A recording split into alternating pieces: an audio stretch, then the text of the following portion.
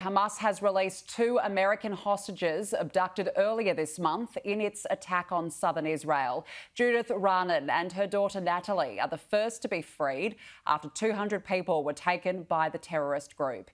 It comes after mediation by Qatar and Egypt. Joining me now live is Dean of Global Futures at Curtin University, Professor Joe Siracusa.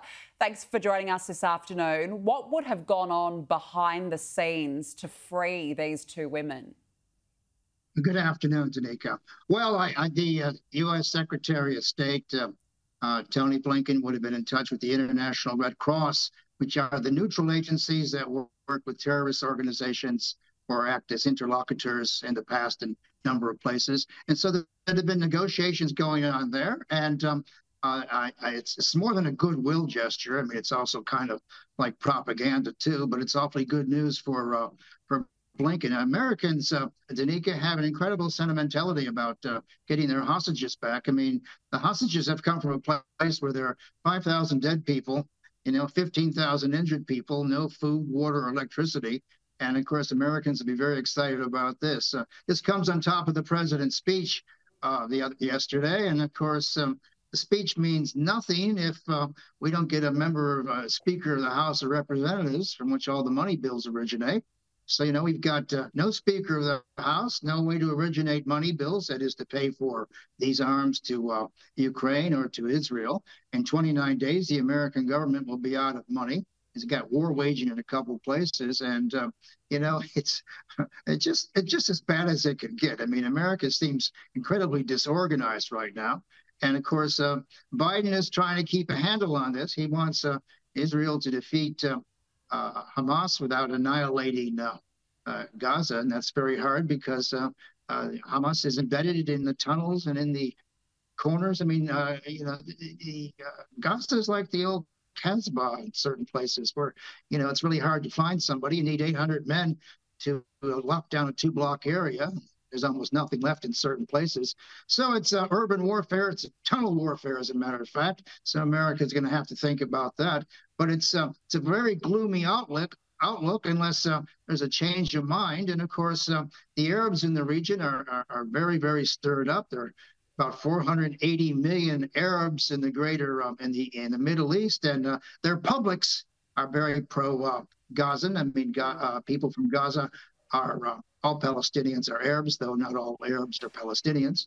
And so there's a lot of the leaders in these places, a lot of the people that America likes to deal with are terrified of their publics. Yeah, because if the publics get very angry, I mean, they're going to tear these governments down. And Danica, we might be on the verge of another Arab Spring. Well, look, I mean, there's obviously a lot of tension there right now. I just want to go back, though, to the hostages here, Joe, because why do you think that Hamas agreed to set these 2 women free? They've taken about 200 people from southern Israel in that attack 2 weeks ago. So why do you think it was in particular these 2 women that they let go? Well, there are about 3 reasons here, I reckon. One of them is propaganda. It makes them look like human beings.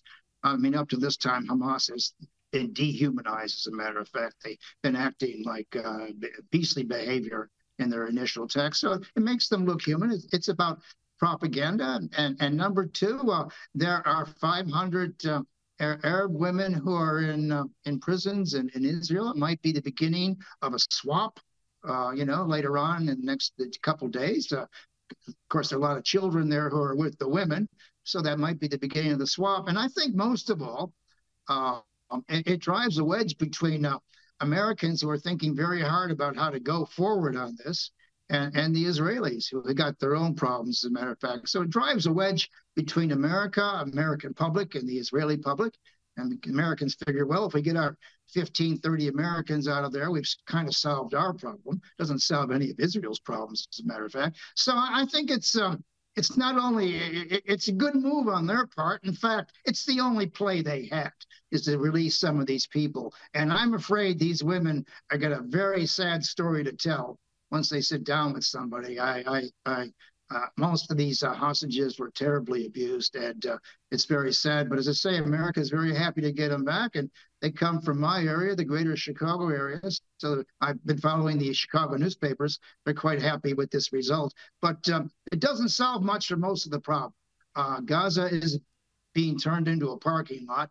We got lots of casualties. We still need to get those trucks in, and we have to open those corridors. And there is a large wedge, I think, in the American public. A lot of the American public had kind of given up on Ukraine. So when the president tied the two of them together, he made a bit of a mistake. While they're prepared to help Israel, mainly because they don't know any other way to help Israel, most Americans are looking for a diplomatic settlement in Ukraine, and they don't want to give Ukraine any more money or ammunition or that kind of thing. So the president, he rolled the dice on that one, and I think he made a mistake, actually. And I got to tell you something, Danica. The president's speechwriter began that speech with, this is an inflection point. That's the 100th time I've heard that now in a couple of years. Yeah. This guy ought to be taken out and whipped. It's a terrible word. Let's talk more then about that speech, because it was really designed to, I guess, call for more support, call for more funding, as you said, not only to the Israel conflict, but also to the ongoing Ukraine conflict. How do you see this playing out in Israel in the event that Israel does launch that ground offensive that you mentioned? What will America's involvement be, and could other world powers, even like Australia, be called upon as well? I think Australia might be called upon as a friend of America in turn, and also a friend of Israel, too. Look, there's the prospect here for a larger regional war, because these publics in Jordan and Iran and other places, they're not going to watch Palestinians suffer much more without getting involved. And, of course, all those American ships in the Mediterranean are there to deter missiles or attacks on Israel from these places. And of course, I could see this thing getting very big very quickly, particularly if Hezbollah, which is bankrolled by the Iranians, get involved on the Israeli border. And I think you're going to have problems in Syria with the Iranian-paid militia there, and in Libya and in Yemen, in places like that. And of course, the key thing here is Iran. I mean, Iran has been the paymaster for all the stuff that's been going on. And, there are a lot of Americans who would like to finally have it out with Iran. And of course, Iran only listens to force, and they're going to pause a little bit on that border. We've got to the point, Danica, where Russia, the Russian leader, the Chinese, Turkish leaders, they're all asking for humanitarian corridors. They're asking for a ceasefire. And the American ambassador to the United Nations vetoed a humanitarian ceasefire because it didn't condemn the initial attack. Now we're starting to lose lives because we're arguing about words.